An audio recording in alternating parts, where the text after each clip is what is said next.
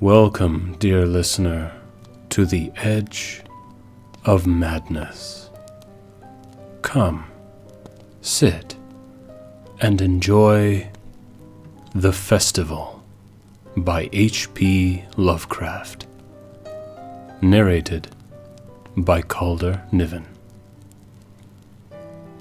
Quote, Efficiunt demones, ut quae non sunt, sic tamen quasi sint conspicienda hominibus exhibient.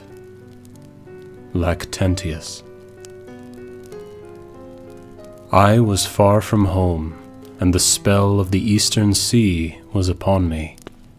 In the twilight I heard it pounding on the rocks, and I knew it lay just over the hill where the twisting willows writhed against the clearing sky and the first stars of evening. And because my fathers had called me to the old town beyond, I pushed on through the shallow new-fallen snow along the road that soared lonely up to where Aldebaran twinkled among the trees, on toward the very ancient town I had never seen, but often dreamed of. It was the Yule tide, that men call Christmas, though they know in their hearts it is older than Bethlehem and Babylon, older than Memphis and mankind. It was the Yule tide, and I had come at last to the ancient sea town where my people had dwelt and kept festival in the elder time when festival was forbidden, where they had also commanded their sons to keep festival once every century, that the memory of primal secrets might not be forgotten. Mine were an old people, and were old even when this land was settled 300 years before, and they were strange, because they had come as dark, furtive folk from opiate southern gardens of orchids, and spoken another tongue before they learned the tongue of the blue-eyed fishers. And now they were scattered, and shared only the rituals of mysteries that none living could understand. I was the only one who came back that night to the old fishing town as legend bade, for only the poor and the lonely remember.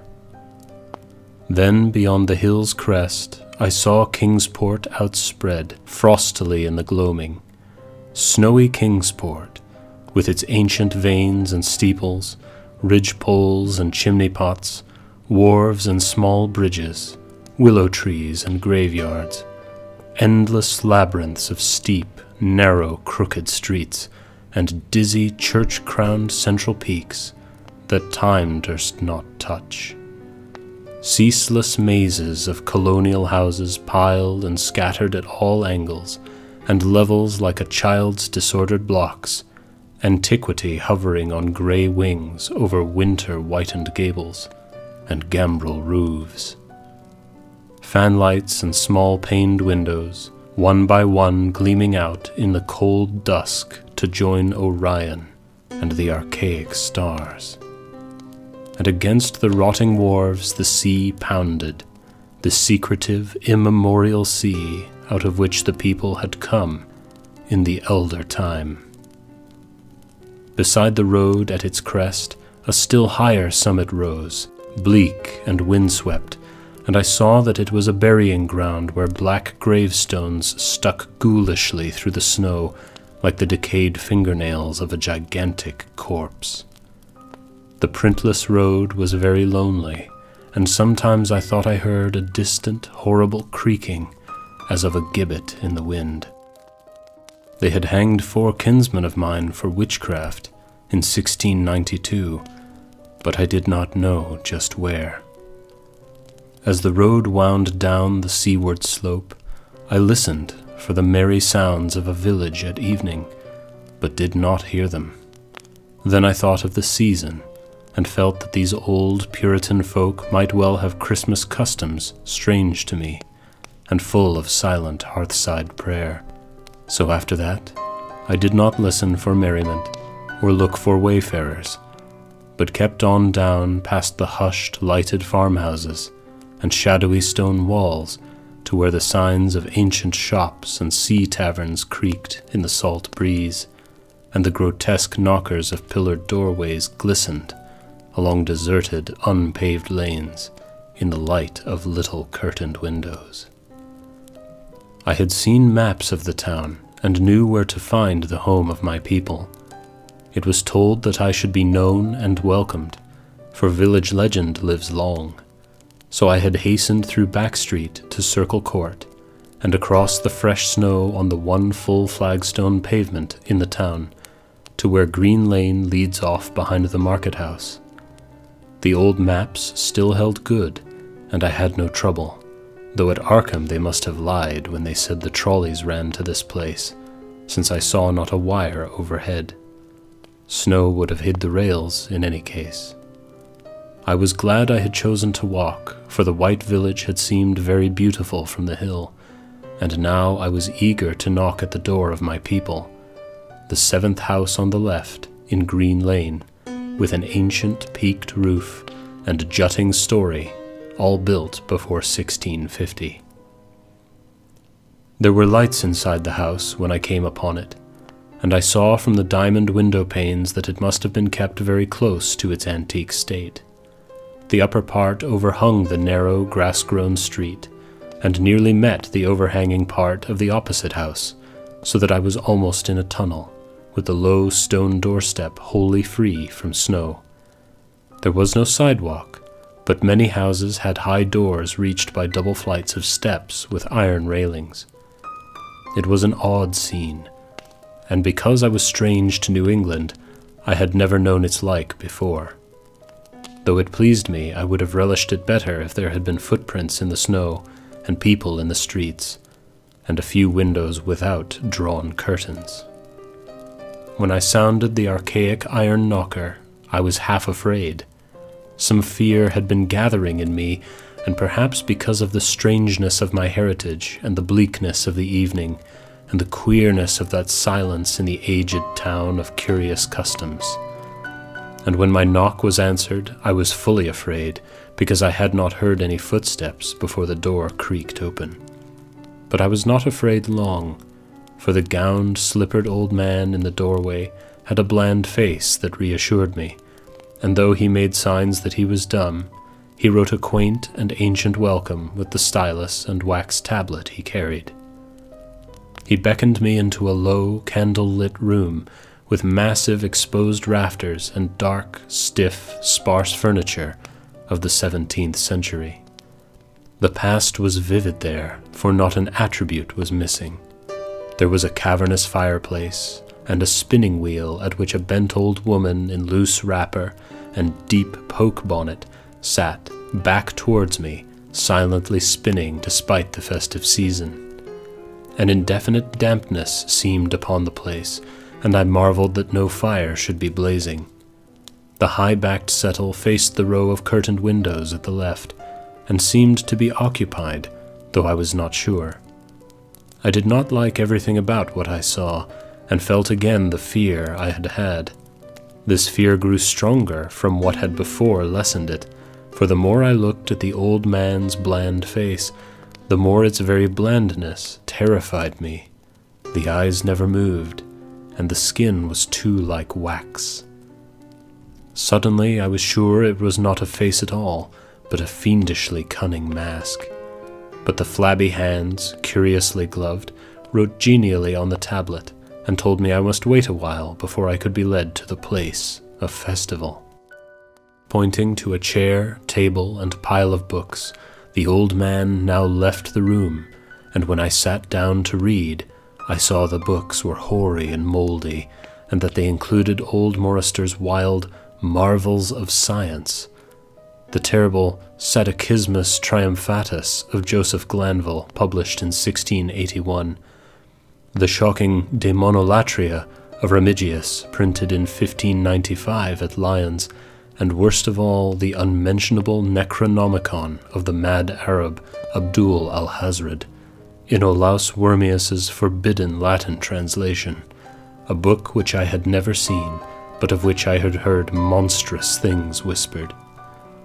No man spoke to me, but I could hear the creaking of signs in the wind outside, and the whir of the wheel as the bonneted old woman continued her silent spinning.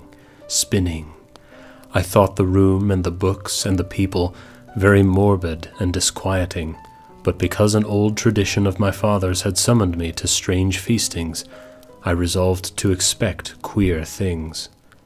So I tried to read, and soon became tremblingly absorbed by something I found in that accursed Necronomicon, a thought and a legend too hideous for sanity or consciousness. But I disliked it when I fancied I heard the closing of one of the windows that the settle faced, as if it had been stealthily opened. It had seemed to follow a whirring that was not of the old woman's spinning wheel. This was not much, though, for the old woman was spinning very hard, and the aged clock had been striking. After that I lost the feeling that there were persons on the settle, and was reading intently and shudderingly when the old man came back, booted and dressed in a loose antique costume, and sat down on that very bench, so that I could not see him. It was certainly nervous waiting, and the blasphemous book in my hand made it doubly so. When 11 struck, however, the old man stood up, glided to a massive carved chest in a corner, and got 2 hooded cloaks, one of which he donned, and the other of which he draped round the old woman, who was ceasing her monotonous spinning. Then they both started for the outer door, the woman lamely creeping, and the man, after picking up the very book I had been reading, beckoning me as he drew his hood over that unmoving face, or mask. We went out into the moonless and tortuous network of that incredibly ancient town, went out as the lights in the curtained windows disappeared one by one, and the dog star leered at the throng of cowled, cloaked figures that poured silently from every doorway and formed monstrous processions up this street and that, past the creaking signs and antediluvian gables, the thatched roofs and diamond-paned windows, threading precipitous lanes where decaying houses overlapped and crumbled together, gliding across open courts and churchyards where the bobbing lanterns made eldritch, drunken constellations. Amid these hushed throngs I followed my voiceless guides, jostled by elbows that seemed preternaturally soft, and pressed by chests and stomachs that seemed abnormally pulpy, but seeing never a face and hearing never a word. Up, up, up, the eerie columns slithered, and I saw that all the travelers were converging as they flowed near a sort of focus of crazy alleys at the top of a high hill in the center of town, where perched a great white church. I had seen it from the road's crest when I looked at Kingsport in the new dusk, and it had made me shiver because Aldebaran had seemed to balance itself a moment on the ghostly spire. There was an open space around the church, partly a churchyard with spectral shafts, and partly a half-paved square swept nearly bare of snow by the wind, and lined with unwholesomely archaic houses having peaked roofs and overhanging gables. Death fires danced over the tombs, revealing gruesome vistas, though queerly failing to cast any shadows. Past the churchyard there were no houses. I could see over the hill's summit and watch the glimmer of stars on the harbor, though the town was invisible in the dark. Only once in a while a lantern bobbed horribly through serpentine alleys on its way to overtake the throng that was now slipping speechlessly into the church. I waited till the crowd had oozed into the black doorway, and till all the stragglers had followed. The old man was pulling at my sleeve, but I was determined to be the last. Then I finally went, the sinister man and the old spinning woman before me, crossing the threshold into that swarming temple of unknown darkness. I turned once to look at the outside world as the churchyard phosphorescence cast a sickly glow on the hilltop pavement, and as I did so I shuddered. For though the wind had not left much snow, a few patches did remain on the path near the door, and in that fleeting backward look it seemed to my troubled eyes that they bore no mark of passing feet, not even mine. The church was scarce lighted by all the lanterns that had entered it, for most of the throng had already vanished. They had streamed up the aisle between the high white pews to the trapdoor of the vaults which yawned loathsomely open just before the pulpit, and were now squirming noiselessly in. I followed dumbly down the foot-worn steps and into the dank, suffocating crypt.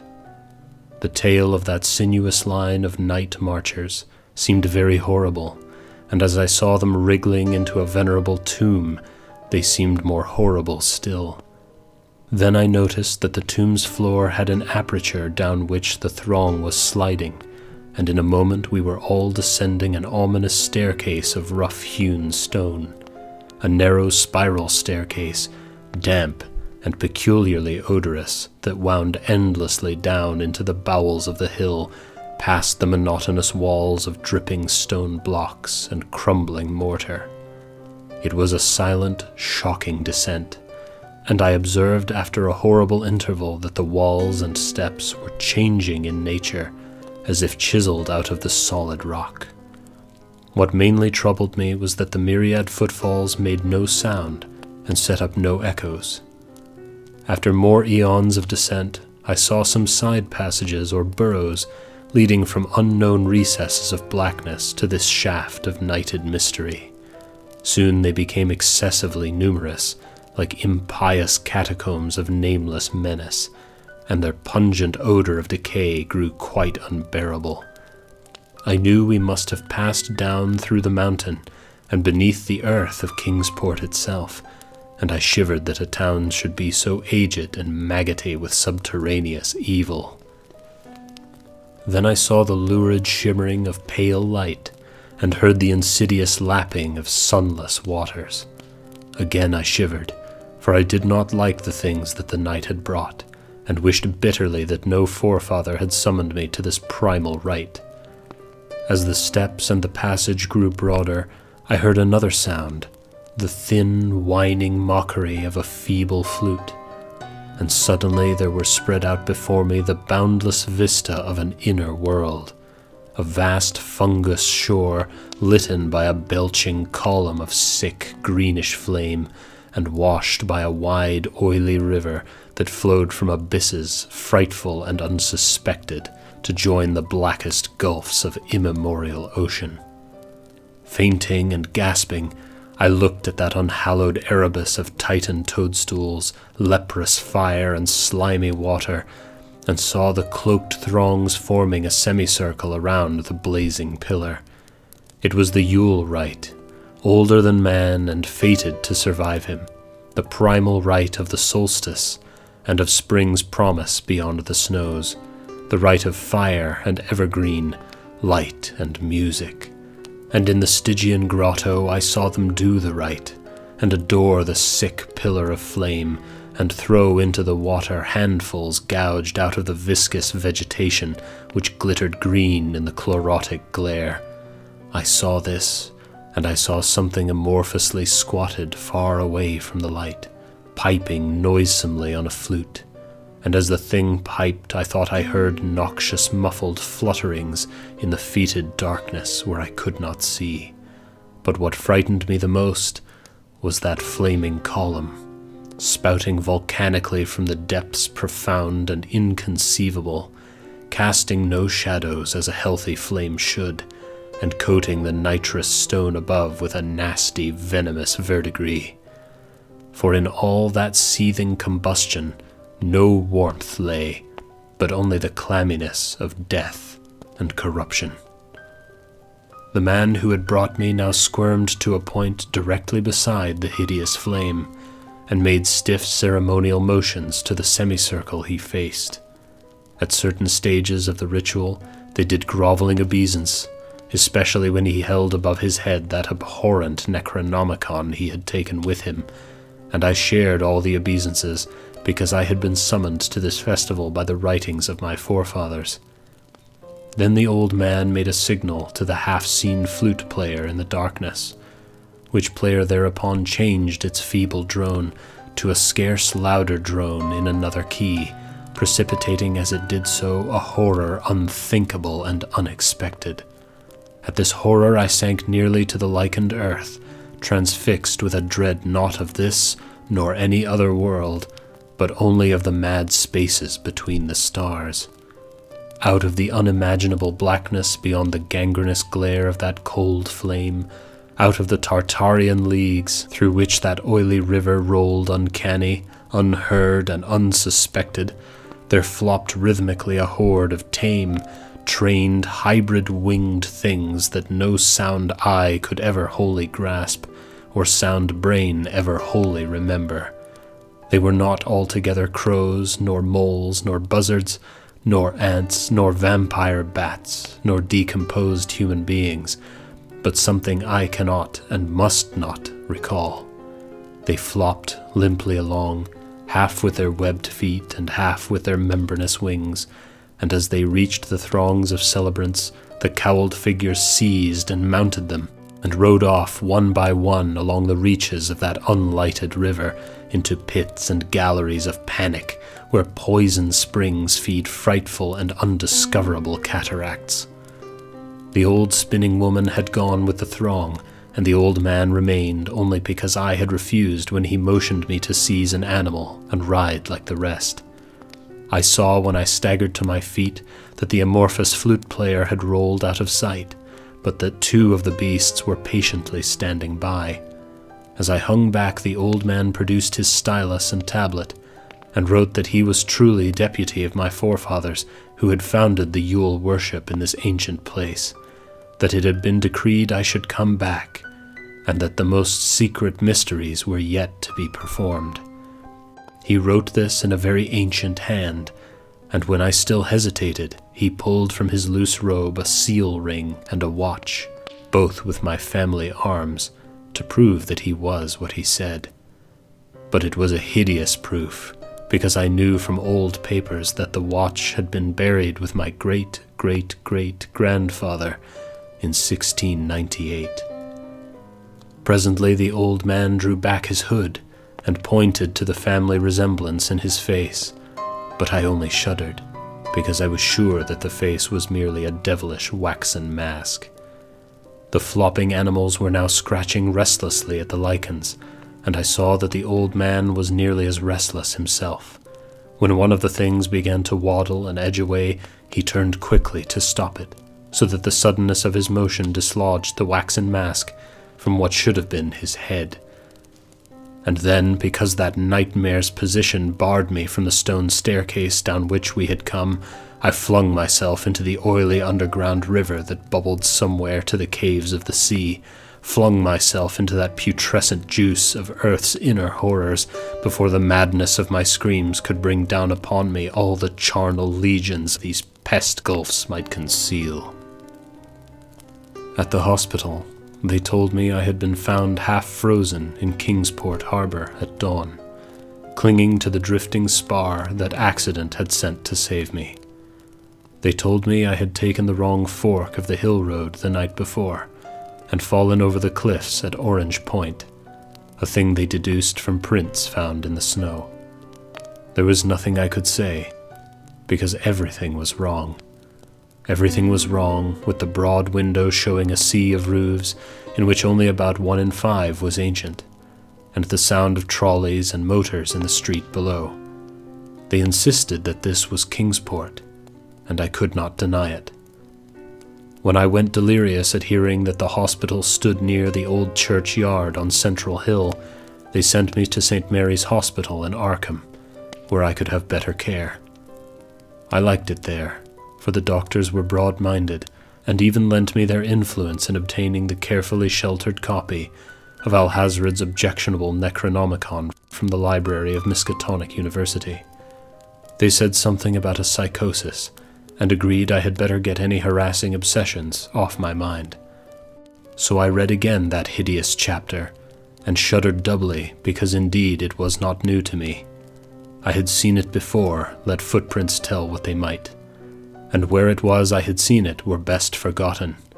There was no one in waking hours who could remind me of it, but my dreams were filled with terror because of phrases I dare not quote. I dare quote only one paragraph, put into such English as I can make from the awkward low Latin.